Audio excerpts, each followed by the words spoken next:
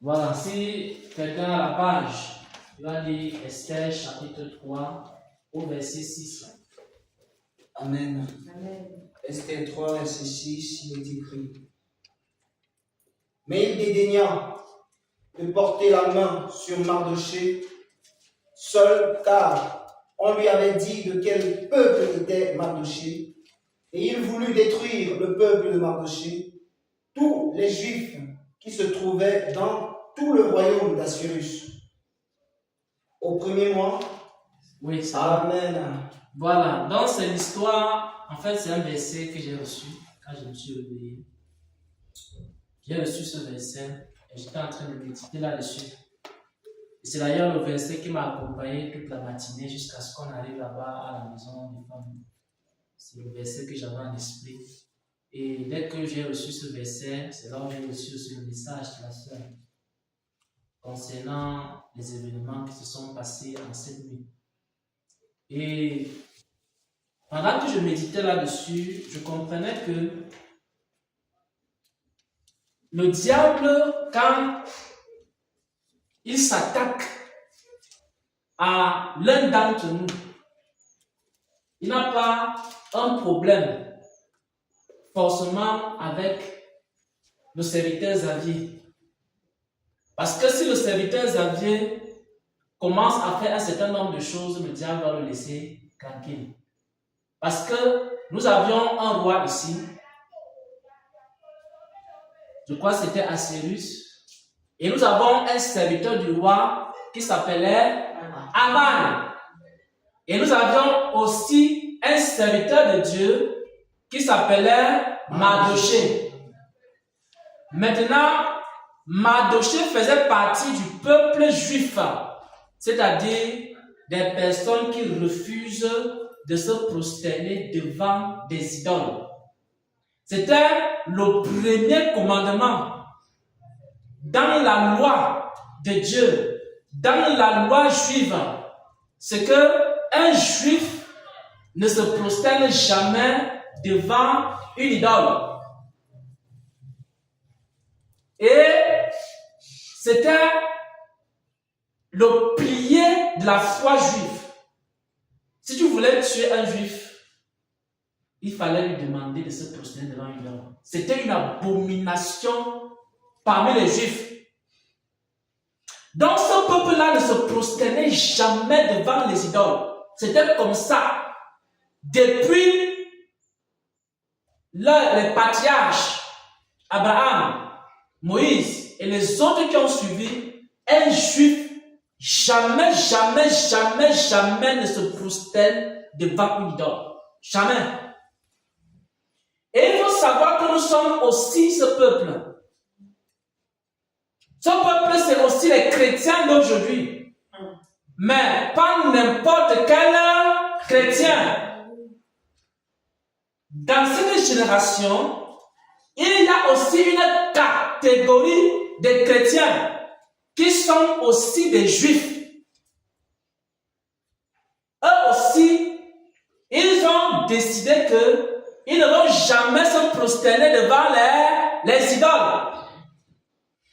Ils ne vont jamais se coucher devant le péché. Ils ne vont jamais renoncer à la foi chrétienne. Ils ne vont jamais renoncer à porter leur croix. Ils ne vont jamais trahir le Seigneur Jésus-Christ.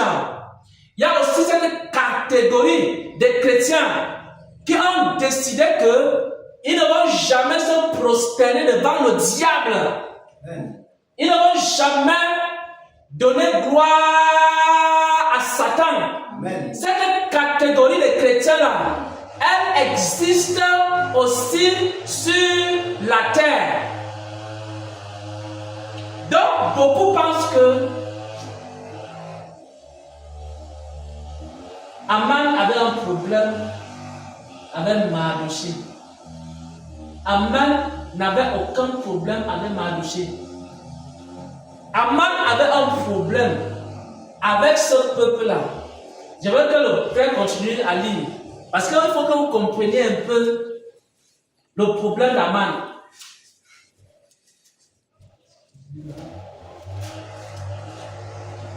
Esther chapitre 3 au verset 6. Esther chapitre 3, partie de 6. Mais il dédaigna de porter la main sur Mardochée seul, car on lui avait dit de quel peuple était Mardochée, et il voulut détruire le peuple de Mardochée, tous les Juifs qui se trouvaient dans tout le royaume d'Assuérus. Au premier mois, qui est le... Amen. Amen.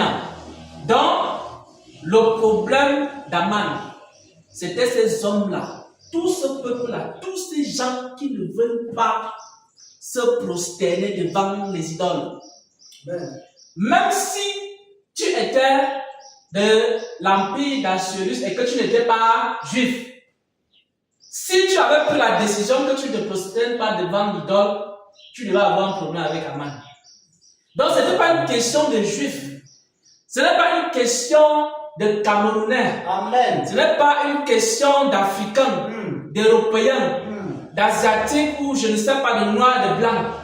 C'est une question d'une attitude, d'une décision que les gens ont pu apprendre dans leur vie, qui ne vont jamais donner gloire au diable. Amen. Et si le peuple juif avait changé cette loi, avait changé cette coutume, Aman ne devait avoir aucun problème, ni avec Mardochée, ni avec les Juifs. Le problème d'Aman, c'est que ces gens-là persistaient dans leur affaire-là. Comme nous aujourd'hui, nous persistons dans notre affaire-là. Amen. Notre affaire-là, c'est quoi? C'est qu'on ne va jamais donner gloire au diable. Et on va pratiquer la parole de Dieu telle que le Seigneur nous l'a enseigné. On va jeûner, on va prier. On va méditer la parole de Dieu jour et nuit. Amen. Si la Bible dit A, nous faisons A. Amen. Si la Bible dit B, nous accomplissons B. Amen. Exactement comme c'est écrit, sans rien ajouter et rien à enlever.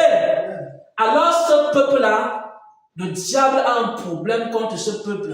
Je vous dis la vérité. Vous voulez vivre une vie tranquille sur la terre, il faut changer d'attitude. Mais si quelqu'un a décidé, comme Mardochée, que je ne vais jamais donner gloire à un Satan, parce que quand le diable va entrer ici dans l'assemblée, il va entrer par la louange, il ne parvient pas. Il va entrer par l'adoration, il ne parvient pas. Il va entrer par la prédication, il ne parvient pas. Il va entrer par les dîmes et les offrandes, il ne parvient pas. Parce que le Saint-Esprit nous révèle les fausses dîmes et les fausses offrandes. Il cherche à entrer d'une manière ou d'une autre. Il n'arrive pas à entrer. Il commence à se poser des questions. Mais quel est ce peuple? Mais quel est ce peuple?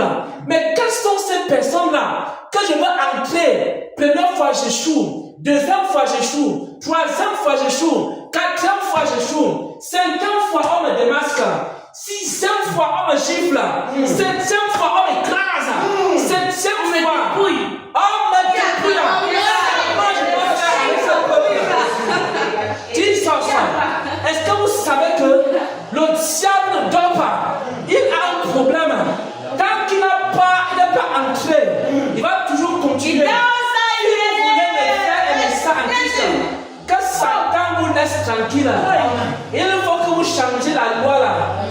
Voyez, aussi longtemps que nous sommes les Juifs, aussi longtemps qu'on ne se prosterne pas devant le diable, aussi longtemps qu'on dit qu'on ne prend pas la marque de la bête, aussi longtemps qu'on dit qu'on ne touche pas à l'intérieur, aussi longtemps qu'on renonce à la vanité de ce monde pour servir le seul et le vrai Dieu. Aman ne va pas dormir, le diable ne va pas dormir, les serviteurs du diable ne vont pas dormir, parce que le diable a dit ceci. Il a dit que c'est moi le prince de ce monde. Je dois dominer sur tous les hommes qui sont sur la terre. Il n'y a personne qui doit échapper à mon contrôle.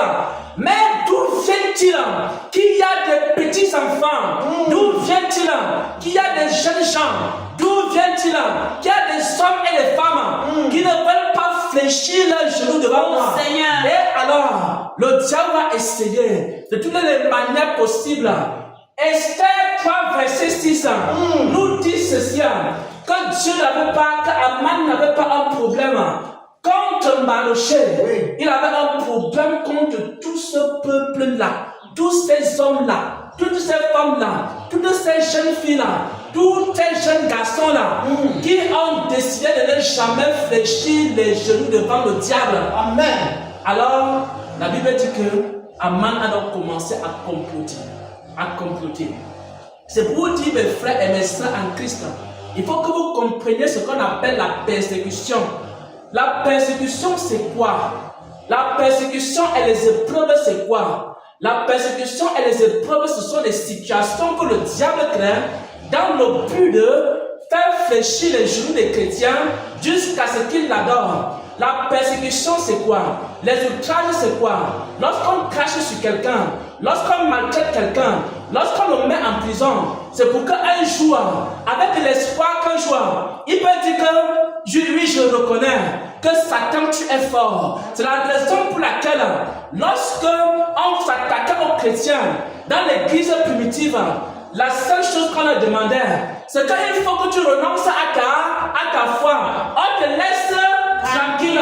Vous n'avez jamais entendu ça dans vos maisons, dans vos familles. On ne te demande rien. On va te donner les voitures, on va te donner les maisons, on va te donner tout ce que tu veux. On va te faire voyager, on va te donner de l'argent. Tu vas hériter des biens de ton père, des biens de ta mère. Tu vas hériter tout ça. On te demande une seule chose. Abandonne Jésus, abandonne l'église, abandonne ta foi, abandonne tes histoires. Quand on appelle Jésus revient bientôt. Si tu abandonnes ça, on n'a plus de problème avec toi. Tout ce que tu demandes, on va te donner, on va te protéger. On va envoyer la police qui va protéger ta maison. Tout ce que tu veux, on va te donner. Est-ce que vous savez ce qui s'est passé dans le désert? Vous ne savez pas. Il y a quelque chose qui s'est passé dans le désert. Amen. Un jour, le diable avait tenté Jésus de plusieurs manières. Première tentation, il a échoué. Deuxième tentation, il a échoué. Vous connaissez la troisième tentation, la dernière tentation, la tentation la plus importante, c'est que il faut que tu te prosternes et tu m'adores. Ça, c'était la tentation. Tout ce que le diable était en train de faire là, il était en train de s'amuser. Il faut te jeter, il faut faire telle chose, il faut dire que les pièces là, ils se transforment en pain. Ça, c'était pas encore la vraie tentation. La vraie tentation, c'est au dernier niveau. Le dernier niveau, c'est quoi? Le dernier niveau, c'est que il faut que tu te prosternes devant moi et maintenant tu m'adores. Il dit que quoi? Je vais te donner quoi? La gloire. Tout ce qu'il y a sur la terre, tout ce qu'il y a comme la gloire de ce monde, les maisons, les voitures, les chevaux et toutes ces choses-là. Maintenant, voici la condition. Parce que j'ai un problème. Il faut résoudre mon problème. Le diable a un problème. C'est qu'il veut que l'homme se prosterne devant lui. Et nous disons qu'on ne se prosterne pas devant le diable. Qu'on ne va jamais se prosterner devant Satan. On ne va jamais lui obéir. On ne va jamais lui rendre gloire. Satan, je ne te rendrai jamais gloire. Je ne rendrai jamais gloire au diable. Je ne te donnerai jamais la gloire. Parce que tu ne mérites pas la gloire. Satan ne mérite pas la gloire. Il ne va jamais mériter la gloire. Je ne vais jamais me prosterner pour adorer le diable. Jamais. Il a fini toutes les tentations. Il est arrivé là où il devait arriver. Il faut que tu m'adores. Et là maintenant, on a dit, arrière de moi. Et quand Jésus a dit ça, le diable a plié sa queue. Il est parti. Il dit que mais ça c'est quel genre de personne? J'ai tenté ici, je n'ai pas réussi. J'ai tenté là-bas, je n'ai pas réussi. Et j'ai maintenant sorti la carte. Ce que je cherchais même depuis. De toutes ces tentations, voilà la vraie tentation. Il faut qu'il se prosterne devant moi. Et maintenant il me dit arrière de moi, Satan. Il est parti. Il commençait maintenant à rôder, à chercher une autre occasion. Le diable ne dormait pas. Pendant tout le ministère de Jésus sur la terre, le diable cherchait à le renverser. Parfois, le diable entre dans les pharisiens pour que les pharisiens fassent tomber Jésus. Il n'arrive pas. La Bible dit que Jésus réduisit influencer les pharisiens. Amen. Ensuite, le diable chercha encore à aller voir Hérode. Il chercha à aller voir Pilate. Il chercha à rencontrer toutes les personnes pour tuer Jésus. Jusqu'à ce qu'il a obtenu ce qu'il cherchait. Maintenant, il se dit, avec la souffrance ici là, avec la flagellation, avec la croix, avec le sang qui va couler là, je suis sûr qu'ici là, c'est le dernier niveau. Dans la souffrance ici là, je suis certain que cet homme-là va se prosterner et m'adorer. Il va chercher à faire comme Job, comme la femme de Job a failli dire à Job, maudit Dieu et meurt. C'est-à-dire quoi? Prosterne-toi devant le diable. Pourquoi est-ce que le diable a fait souffrir Job? Le diable a fait souffrir Job pour une raison. Parce que le diable voulait que, à la fin, que Job le glorifie et que Job puisse maudire Dieu et que Job puisse dire que Dieu là, vraiment, il est injuste. C'est également la raison pour laquelle on a commencé à flageller, on a commencé à taper, on a commencé à cracher sur le Seigneur, on a commencé à lui faire toutes sortes de souffrances pour qu'il abandonne la foi, pour qu'il commence à se prosterner devant le diable. C'est la raison pour laquelle vous qui êtes le bois sec, vous souffrez. C'est la raison pour laquelle vous qui êtes le bois sec, vous traversez des tribulations. C'est pourquoi, lorsque vous passez en route, les gens ne sont pas contents. Lorsque vous montez, ils regardent. Voilà ces hommes et ces femmes qui disent qu'ils veulent marcher selon la sainte doctrine. Il faut qu'on leur tende un piège. C'est pourquoi sur votre chemin, il y a beaucoup d'amanes. Le diable a envoyé des amanes. Le diable a envoyé des amanes dans la vie de chacun d'entre vous. Ce n'est pas une question du serviteur Xavier. C'est toute une personne dans cette assemblée, c'est toute une personne dans cette église qui a pris la décision qu'il ne va jamais se prosterner devant le diable. Le diable va envoyer derrière toi un amane. Alors, il faut que tu saches que il y a des esprits qui sont derrière chacun de nous. Et si nous savons cela, alors nous devons faire quoi? Nous devons dire à Dieu ceci.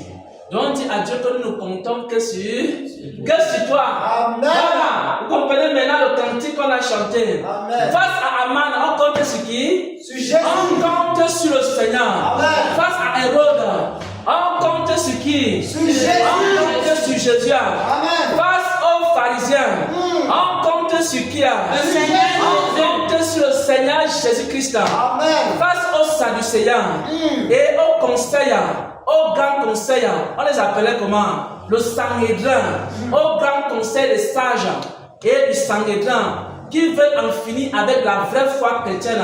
On compte sur qui? Le Seigneur. On compte sur le Seigneur Jésus-Christ. Et nous allons commencer la prière. Nous allons dire à Dieu, Seigneur, tu as dit dans ta parole, heureux ceux qui pleurent, car ils seront consolés. Et nous allons commencer à dire à Dieu, Seigneur, apporte ta consolation parmi tes enfants. Pendant que nous pleurons, pendant que nous sommes